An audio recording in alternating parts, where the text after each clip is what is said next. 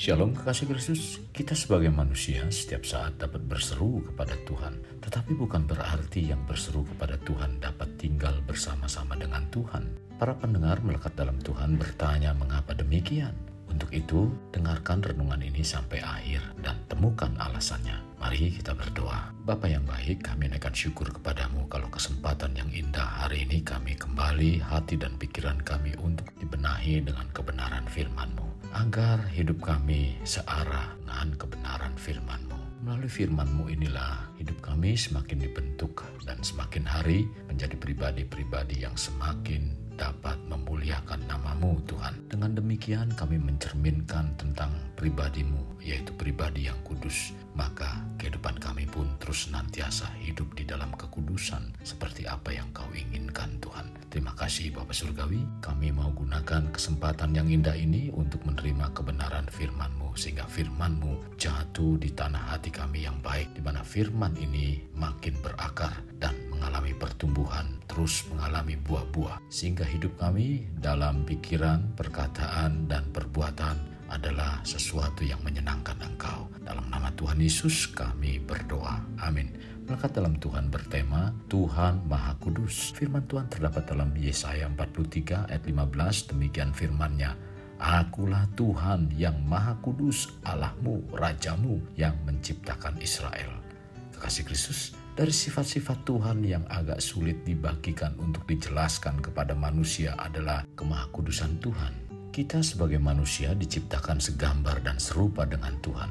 Karena itu, sudah sepatutnya sifat-sifat Tuhan ada dalam kita, tentu saja dengan tingkat yang lebih rendah. Di antaranya kasih, kesabaran, pengampunan, kesetiaan, dan sebagainya.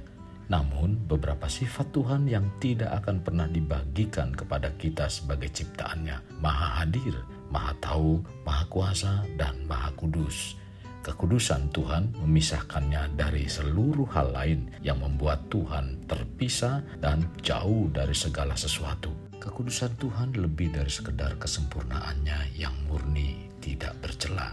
Kekudusan itu merupakan inti dari atribut ilahi lain yang ada padanya, sehingga membuat Tuhan tidak akan terjangkau. Kekudusan Tuhan membentuk misteri mengenai kedahsyatan Tuhan yang membuat manusia menjadi heran dan kagum kepadanya, karena kita sebenarnya hanya memahami sedikit mengenai keagungan Tuhan. Nabi Yesaya adalah saksi langsung melihat kekudusan Allah melalui penglihatan yang ia gambarkan di Yesaya pasal 6. Walaupun Yesaya adalah nabi dan orang benar, reaksi alaminya terhadap penglihatan atas kekudusan Tuhan ini membuatnya menjadi sangat peka kepada kenajisannya dan merasa dirinya akan celaka. Tercatat dalam Yesaya 6 ayat 5. Bahkan malaikat di hadirat Tuhan yang menyerukan, "Kudus, kudus, kuduslah Tuhan Maha Kuasa," menutup wajah dan kaki mereka dengan 4 dari 6 sayap mereka.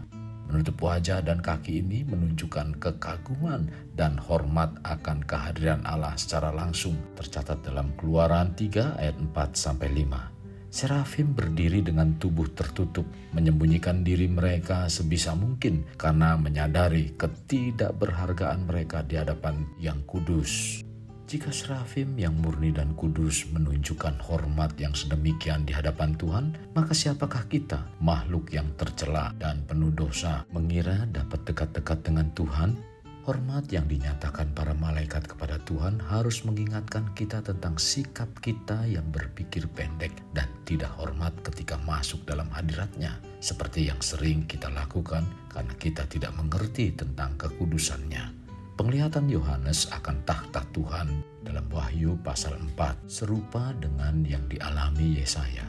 Lagi-lagi ada makhluk hidup di sekitar mereka yang menyerukan, "Kudus, kudus, kuduslah Tuhan Allah yang Maha Kuasa." Wahyu 4 ayat 8.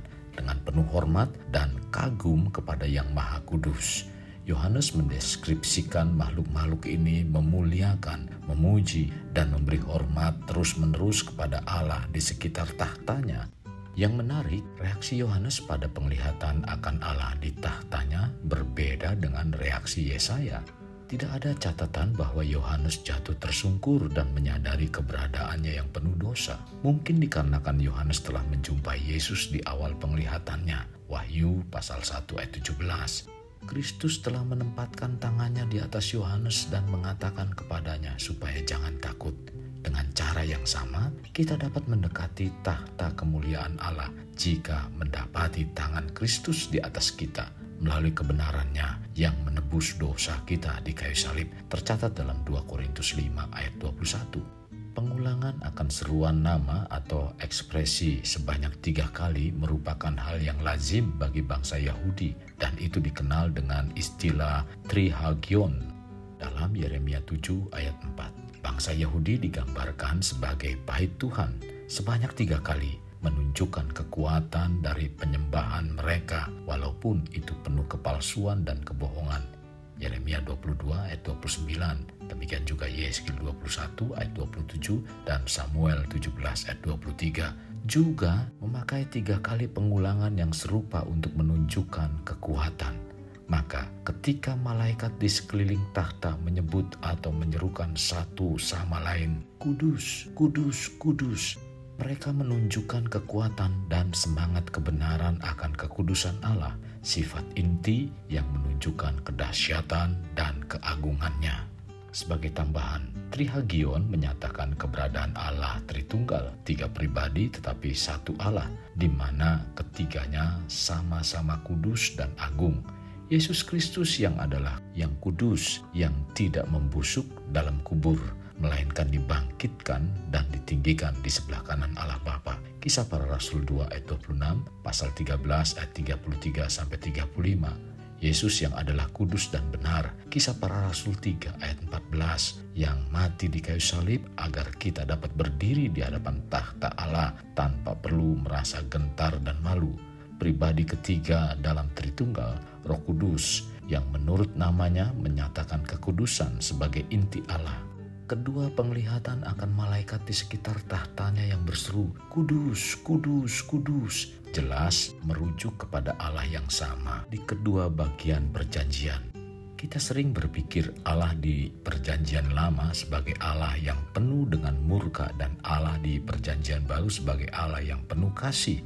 Namun, Yesaya dan Yohanes menyatakan gambaran yang sama mengenai Allah yang kudus, agung, dan dahsyat yang tidak berubah. Maliaki 3 ayat 6, yang tetap sama baik untuk kemarin, hari ini, dan selamanya, tercatat dalam Ibrani 13 ayat 8, yang padanya tidak ada perubahan atau bayangan karena pertukaran. Yakobus 1 ayat 17, kekudusan Allah itu kekal karena ia adalah kekal. Kekasih, berbicara tentang kekudusan berarti bebas dari segala yang najis. Tuhan tidak hanya terpisah dari sesuatu yang najis dan jahat, tetapi juga nyata-nyata bahwa dirinya bersih dan berbeda dari semuanya. Tuhan Maha Kudus itu artinya Tuhan kudus dan bersih. Imamat 11 ayat 43 sampai 45, pasal 20 ayat 2. Kitab Ulangan 23 ayat 14, Yosua pasal yang ke-24 ayat 19, Yesaya 6 ayat 3, Yohanes 17 ayat 11, dan 1 Petrus 1 ayat 15-16 yang mengatakan, "Tetapi hendaklah kamu menjadi kudus di dalam seluruh hidupmu sama seperti Dia yang kudus yang telah memanggil kamu. Sebab ada tertulis, kuduslah kamu sebab aku kudus." Kudus adalah sifat Tuhan yang terutama dan penting, karena kemahakudusan Tuhanlah yang menguasai segenap sifatnya. Maka dari itu, tetaplah jaga hidup kita dengan kekudusan dan jauhi dosa yang merupakan kenajisan bagi Tuhan. Karena Tuhan Maha Kudus tidak dapat bersatu dengan yang najis, yaitu dosa.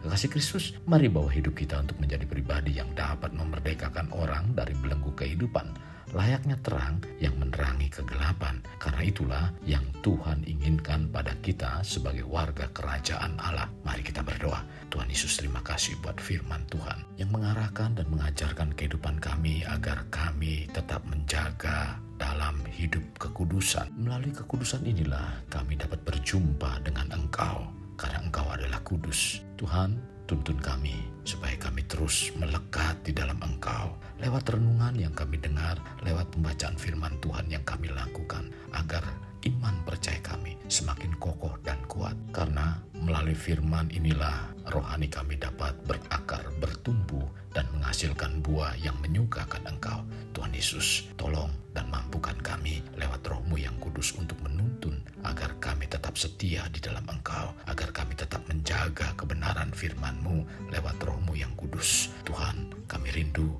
pribadi, pikiran, dan perkataan bahkan perbuatan kami menjadi satu perbuatan yang menyukakan Engkau, Tuhan. Terima kasih Tuhan Yesus. Ini doa dan permohonan kami, dalam nama Tuhan Yesus kami berdoa. Amin. Melekat dalam Tuhan, mari kita akhiri dengan mengendahkan kedua tangan kita. Terimalah anugerah berkat dari Allah Bapa, kasih sayang daripada Yesus Kristus, dan persekutuan dengan Roh Kudus yang memberkati, melindungi, dan menyinari engkau dengan wajah-Nya, serta memberi engkau kasih karunia di mana Tuhan menghadapkan wajah-Nya kepadamu dan memberi engkau damai sejahtera. Tuhan juga mencurahkan berkat secara rohani, berkat secara jasmani, dan berkat secara ekonomi, di mana berkat Abraham, berkat Ishak, berkat Yakub dicurahkan dan dilimpahkan dari saat sekarang sampai Maranatha tiba, dalam nama Tuhan Yesus. Amin. Sampai jumpa di renungan berikutnya. Tuhan Yesus memberkati. Jangan lupa like, share, dan subscribe.